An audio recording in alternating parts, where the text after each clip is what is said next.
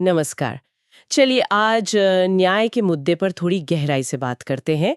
हमारे सामने न्याय का सिद्धांत नाम के दस्तावेज से कुछ हिस्से हैं और इनके आधार पर हम समझने की कोशिश करेंगे कि आखिर न्याय है क्या, इसके मायने क्या हैं और इसके मतलब अलग-अलग पहलू कौन से हैं। तो पहली बात, ये स्रोत ये न्याय को कैसे परिभाषित करते हैं। इनमें कहा गया है कि न्याय का सीधा सा मतलब है किसी व्यक्ति को वो देना जो उसे उचित रूप से मिलना चाहिए। इसमें निष्पक्षता, तर्क और वाजिब होने की बात शामिल है। यानी कोई भी काम अगर निष्पक्ष है, तर्क संगत है और उचित है तो वो न्यायपूर्ण माना जाएगा। ये एक आदर्श की तरह है जो सच के बेहद करीब है और ये कोई पत्थर की लकीर नहीं बल्कि समय के साथ बदलने वाली सोच है। हाँ, और यहाँ एक दिलचस्प मोड़ आता है। इन दस्तावेजों से पता चलता है कि भारतीय परंपरा में न्याय का रिश्ता धर्म यानी कर्तव्य निभाने से जोड़ा जाता था। पुराने नजरिए से देखें तो न्याय का लेना देना व्यक्ति के चरित्र से था, ये नैतिकता का सवाल ज्यादा था। लेकिन आधुनिक समय में, जैसा कि ये स्रोत बताते हैं, जोर सामाजिक न्याय पर आ गया है। ये एक बड़ा बदलाव है कि हम न्याय को कैसे देखते हैं। अब ये सिर्फ व्यक्ति की नैतिकता नहीं, बल्कि समाज की बनावट का सवाल बन गया है। हाँ, व्यक्ति से समाज की ओर, ये वाकई एक अहम बदलाव है। तो ठीक है, इस बड़ी सी अवधारणा को थोड़ा खोलते हैं, इसके अलग-अलग रंगों को देखते हैं। स्रोत सबसे पहले बात करते हैं औपचारिक या कानूनी न्याय की। इसका क्या मतलब हुआ? इसका मतलब बिल्कुल सीधा है। जैसा कि दस्तावेज कहते हैं, न्याय कानून के स्थापित नियमों के मुताबिक होना चाहिए। अगर दो लोगों में कोई झगड़ा है, दोनों अपने अपने दावे कर रहे हैं, तो ये देखा जाएगा कि मौजूदा कानून के हिसाब से असली हकदार कौन है। बस उसी को न्याय मान लिया जाएगा। इस तरह के न्याय में आप देखिए, कानून ही सबसे बड़ा सबूत होता है। ये चीज व्यवस्था और एक तरह की पूर्वानुमेयता लाती है। मतलब हमें पता होता है कि किस स्थिति में कानून क्या कहेगा। ये तो ठीक है जहाँ कानून साफ साफ लिखा है, लेकिन जिंदगी हमेशा इतनी सीधी तो होती नहीं। तब क्या होता है जब कानून किसी मुद्दे पर खामोश हो या जहाँ कानून तो है पर उसका मतलब साफ ना हो रहा हो। बिल्कुल सही सवाल उठाया। और यहीं पर, जैसा कि ये स्रोत इशारा करते हैं, प्राकृतिक न्याय की सोच सामने आती है। ये दस्तावेज कहते हैं कि जब किसी कानूनी सवाल का जवाब कानून की किताबों में ना मिले, तो उस स्थिति में जज को अपने न्याय बोध यानी अंदर की सही गलत की समझ, जो सेंस ऑफ जस्टिस है, उसके आधार पर फैसला करना चाहिए। ये उन सिद्धांतों को मान्यता देती है जो शायद लिखे ना गए हों, पर कानून की भावना के पीछे छिपे होते हैं। इन्हें ही प्राकृतिक न्याय कहा जाता है। और दिलचस्प बात यह है कि इसकी ताकत किसी संसद या विधानसभा से नहीं, बल्कि सीधे प्रकृति से आती मानी जाती है। ये बात तो सच में सोचने वाली है। तो इसका आधार क्या है? स्रोत कहते हैं कि ये इस भरोसे पर टिका है कि इंसान स्वभाव से सोचने समझने वाला प्राणी है, विवेकशील है। वो अपनी तर्क शक्ति और बुद्धि का इस्तेमाल करके जो नतीजे निकालता है वही प्राकृतिक न्याय का आधार बनते हैं। और क्योंकि माना जाता है कि इंसानी स्वभाव हर जगह एक जैसा है, इसलिए प्राकृतिक न्याय के नियम भी हर जगह लागू होने वाले यानी सार्वभौमिक माने जाते हैं। ये कुछ ऐसा है जैसे हमारे अंदर पहले से ही एक नैतिक कोड हो जिसे हम तर्क से समझ सकते हैं। हाँ, ये विचार बहुत शक्तिशाली है। हालांकि ये स्रोत ये भी साफ करते हैं कि आज के समय में प्राकृतिक न्याय का इस्तेमाल थोड़ा सीमित हो गया है। अब ये ज्यादातर कानूनी कार्यवाही कैसे चलाई जाए, इसके नियम तय करने में काम आता है। मतलब ये प्रक्रिया से ज्यादा जुड़ गया है। इसी संदर्भ में, जैसा कि दस्तावेजों में जिक्र है, मार्शल नाम के विचारक ने इसके दो खास तत्व बताए हैं। ये सिद्धांत आज भी निष्पक्ष सुनवाई की रीढ़ माने जाते हैं और कानूनी दुनिया में अक्सर इनके मूल लैटिन नामों से ही इन्हें जाना जाता है, क्योंकि इनकी जड़ें बहुत पुरानी और गहरी हैं। अच्छा, तो वो दो तत्व कौन से हैं? इन्हें समझना जरूरी लगता है। पहला सिद्धांत है, कोई भी व्यक्ति अपने ही मामले में जज नहीं बन सकता। इसे लैटिन में नेमो जुडेक्स इन कॉसा सुआ कहते हैं। इसका सीधा सा मतलब है कि अगर किसी फैसले से जज का अपना कोई हित जुड़ा है, तो उसे उस मामले की सुनवाई नहीं करनी चाहिए। ये निष्पक्षता सुनिश्चित करने के लिए बेहद जरूरी है, वरना तो तराजू एक तरफ झुका ही रहेगा। ये केस में कोई कैसे निष्पक्ष रह सकता है? और दूसरा सिद्धांत क्या है? दूसरा सिद्धांत है कि मामले से जुड़े दोनों पक्षों को अपनी बात रखने का पूरा और उचित मौका मिलना चाहिए। इसे लैटिन में ऑडी एल्ट्रम पार्टिम कहते हैं, जिसका मतलब है दूसरे पक्ष को भी सुनो। ये पक्का करता है कि कोई भी फैसला एक तरफा ना हो और निर्णय लेने से पहले सारी दलीलें, सारे सबूत सामने आ जाएं। सोचिए, अगर किसी को बिना सुने ही सजा दे दी जाए तो क्या वो न्याय कहलाएगा? कतई नहीं। ये दोनों सिद्धांत, अपने मामले में जज ना बनना और दोनों पक्षों को सुनना, आज भी किसी भी सभ्य कानूनी प्रक्रिया की बुनियाद है, खासकर प्रशासनिक मामलों में जहां सरकार या सरकारी संस्थाओं के फैसलों को चुनौती दी जाती है। नेमो जुरिक्स इन कॉसा सुआ और ऑडी अल्टरम पार्टेम सुनने में भले ही थोड़े भारी लगे, पर इनका मतलब तो बहुत बुनियादी और जरूरी है। निष्पक्षता और सबको सुनवाई का मौका। जी।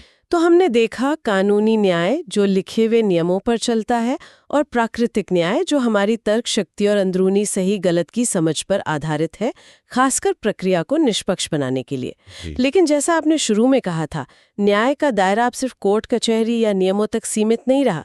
ये स्रोत हमें याद दिलाते हैं कि न्याय का ताल्लुक समाज के असल ताने बाने से भी है। यहीं पर सामाजिक, आर्थिक और राजनीतिक न्याय की बात आती है। स्रोत ये भी कहते हैं कि ये तीनों एक दूसरे से जुड़े हुए हैं, एक दूसरे के पूरक हैं। ये कैसे काम करते हैं? ये वाकई में आकर्षक है कि कैसे न्याय की सोच धीरे धीरे फैलकर समाज के इन अहम हिस्सों तक पहुंची है, जैसा इन दस्तावेजों में दिखता है। ये दिखाता है कि न्याय सिर्फ कानूनी झगड़ों को निपटाना नहीं है, बल्कि ये देखना भी है कि समाज कैसा चल रहा है, मौके कैसे बंट रहे हैं और ताकत का इस्तेमाल कैसे हो रहा है। चलिए एक एक करके इन्हें समझते हैं, जैसा स्रोतों में बताया गया है। सबसे पहले सामाजिक न्याय। इन दस्तावेजों के मुताबिक इसका मतलब है कि हर इंसान की गरिमा, उसकी इज्जत को मानना और स्वीकार करना। इसके साथ ही सभी को जिंदगी में आगे बढ़ने के बराबर मौके मिले और समाज में जो भी अच्छी चीजें हैं, जो लाभ हैं, वो सबके बीच बराबरी से बटें। बराबरी से बटें। क्या इसका मतलब सिर्फ मौके की बराबरी है या नतीजों की बराबरी की तरफ भी इशारा है? क्योंकि मौके बराबर मिलने पर भी तो नतीजे अलग-अलग हो सकते हैं ना? अच्छा, तो ये सिर्फ मौके की बराबरी पर नहीं रुकते।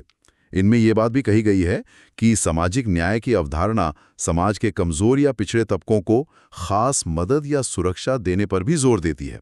यहाँ दिलचस्प बात यह है कि स्रोत बताते हैं, सामाजिक न्याय सिर्फ बराबरी का मौका देना नहीं, बल्कि ये मानना है कि सच्ची बराबरी लाने के लिए कभी-कभी असमान बर्ताव करना जरूरी हो जाता है, ताकि पुरानी नाइंसाफियों या व्यवस्था की खामियों को सुधारा जा सके। ये सोच पारंपरिक बराबरी के ख्याल से काफी अलग है, जहां बस शुरुआती लाइन एक कर दी जाती है। स्रोत इसे बंधुत्व यानी भाईचारे के विचार के बहुत करीब मानते हैं, जो समाज में आपसी सहयोग और एक दूसरे का ध्यान रखने पर बल देता है। अच्छा, तो ये सिर्फ नियमों की बराबरी नहीं, बल्कि हकीकत में बराबरी लाने की कोशिश है, भले ही उसके लिए अलग बर्ताव करना पड़े। ये तो काफी गहरा विचार है। अब आते हैं आर्थिक न्याय पर।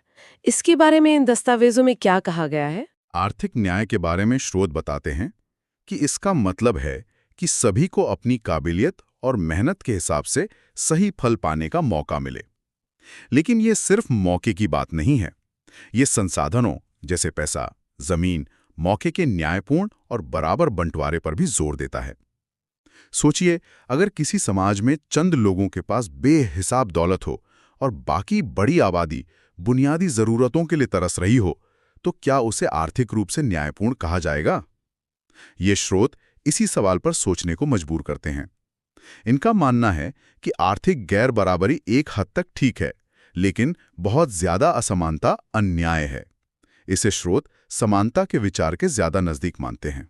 मतलब मेहनत का फल मिले, लेकिन साथ ही दौलत और मौकों का बंटवारा भी ऐसा हो कि बहुत ज्यादा खाई न बने। ठीक है। और आखिर में राजनीतिक न्याय, इसका क्या मतलब है? हाँ, राजनीतिक न्याय स्रोत के अनुसार इसका अर्थ है कि देश कैसे चलेगा, नीतियां कैसे बनेंगी, इन सब में सभी लोगों को बराबरी से और सीधे तौर पर हिस्सा लेने का मौका और अधिकार हो।